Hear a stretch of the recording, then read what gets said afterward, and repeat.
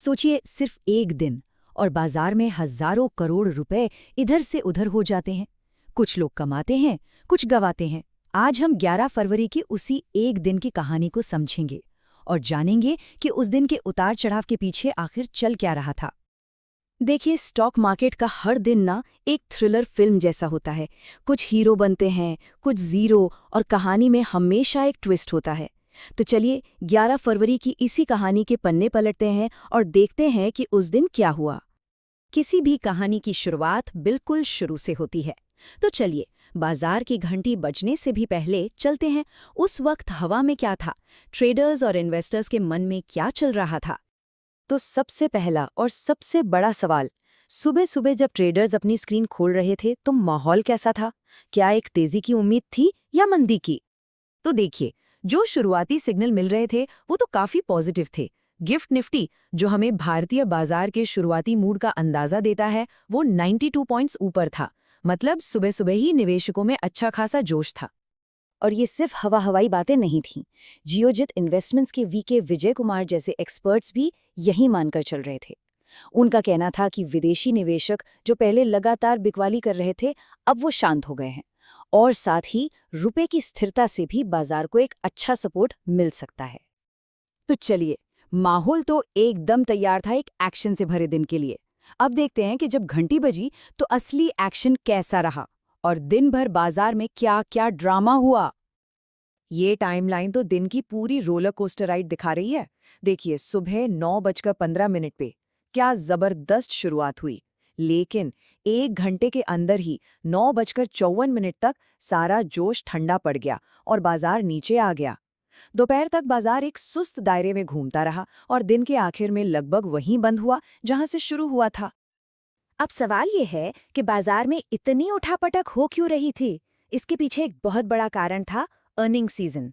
ये वो वक्त होता है जब बड़ी बड़ी कंपनियां अपना तिमाही रिपोर्ट कार्ड पेश करती हैं, और इन नतीजों पर नज़र रखने के लिए ट्रेडर्स एक खास टूल का इस्तेमाल करते हैं, जिसे कहते हैं अर्निंग्स कैलेंडर। इसे आप एक तरह का एग्जाम टाइम टेबल समझ लीजिए, जो बताता है कि किस कंपनी का रिजल्ट कब आने वाला है। तो रिजल्ट्स आए कैसे? भाई, ऑटो सेक्टर में तो समझिए पार्टी चल रही थी, खासकर महिंद्रा एंड महिंद्रा। अरे वाह, मुनाफे में 33% और रेवेन्यू में 26% की उछाल। ये नंबर्स वाकई कमाल के थे। और M&M के CEO अनीश शाह ने भी कहा कि ये दमदार नतीजे हमारी ग्रोथ और डिसिप्लिन्ड काम का सबूत हैं। और जाहिर सी बात है, मार्केट को ऐसी बातें सुनना बहुत पसंद आता है, जिसका असर हमें स्टॉक पर भी देखने को मिला। चलिए, अब बाजार को थोड़ा और जूम इन करके देखते हैं। अगर हम अलग अलग सेक्टर्स की बात करें तो उस दिन की कहानी में एक साफ साफ बंटवारा था। कुछ सेक्टर्स हीरो थे तो कुछ जीरो। ये देखिए, दो बिल्कुल अलग तस्वीरें हैं। एक तरफ था ऑटो सेक्टर जो फुल स्पीड में था, आयशर मोटर्स और M&M जैसे स्टॉक्स तो रॉकेट बने हुए थे। और दूसरी तरफ आईटी सेक्टर। यहाँ कहानी बिल्कुल उल्टी थी। ग्लोबल चिंताओं की वजह से निफ्टी आईटी इंडेक्स लगभग 2% और TCS जैसा बड़ा स्टॉक 3% तक टूट गया। तो दिन भर के इस पूरे एक्शन और ड्रामा के बाद जब 3:30 बजे बाजार बंद हुआ तो फाइनल स्कोर क्या रहा? कौन जीता, कौन हारा? निफ्टी 50 ये आखिर में थोड़ी सी बढ़त के साथ हरे निशान में बंद हुआ, और सबसे जरूरी बात, 25,900 के एक अहम लेवल के ऊपर टिके रहने में कामयाब रहा। लेकिन सेंसेक्स की कहानी थोड़ी अलग रही। वो अपनी सुबह की बढ़त को कायम नहीं रख पाया और आखिर में हल्की सी गिरावट के साथ बंद हुआ।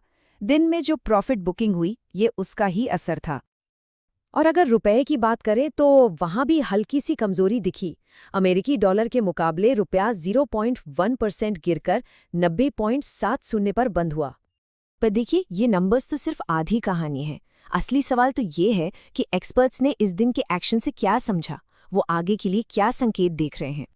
मार्केट बंद होने के बाद के एनालिसिस से दो बहुत जरूरी लेवल सामने आए। पहला, 26,300 का रेजिस्टेंस लेवल। इसे आप बाजार के लिए एक तरह की छत समझ सकते हैं, जहां उसे ऊपर जाने में मुश्किल हो सकती है।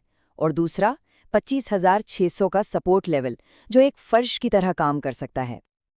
तो कुल मिलाकर इस दिन से बड़ी बातें क्या निकल कर आईं? पहली चीज, बाजार का ओवरऑल मूड तो पॉजिटिव है, लेकिन ऊपर जाने में एक बड़ी रुकावट है। दूसरी बात, कुछ सेक्टर्स जैसे आईटी कमजोर है, तो थोड़ा संभल कर रहना होगा। और तीसरी और सबसे अहम बात, ऑटो और आईटी की कहानी ने ये साफ कर दिया कि पूरा बाजार एक साथ एक ही दिशा में नहीं चल रहा। तो याद रखिए, ट्रेडिंग का एक दिन तो बस एक स्नैपशॉट होता है, पूरी फिल्म नहीं। तो सवाल यही है कि 11 फरवरी का ये दिन क्या था? क्या ये एक बड़ी रैली से पहले का ठहराव था, या आने वाली अनिश्चितता का पहला संकेत? इसका जवाब वो तो हमें आने वाले दिनों में ही पता चलेगा।